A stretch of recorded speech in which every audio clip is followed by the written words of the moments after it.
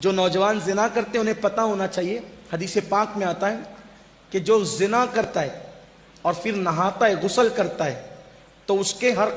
غسل کے قطرے کے ہر قطرے کے بدلے میں 1 سال کا گناہ اس کے نامہ اعمال میں لکھا جاتا ہے۔ تو جتنے قطرے ہوں گے اتنے سال کا گناہ اس کے نامہ اعمال میں لکھا جائے، اور جتنے قطرے گرتے ہیں زنا کے غسل کے بعد اس سے شیاطین پیدا ہوتے ہیں، وہ سارے شیاطین قیامت تک پاپ کریں گے، اور ان سب کے پاپ کا عذاب اس کے سر ڈالا جائے گا جس کے زنا کے غسل سے وہ شیاطین پیدا ہو۔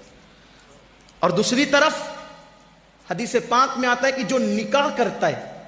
اور نکاح کرنے کے بعد جائز ملاقات بیوی سے کرتا ہے اور پھر غسل کرتا ہے، تو ہر قطرے کے بدلے میں 1 سال کی عبادت کا ثواب لکھا جاتا ہے،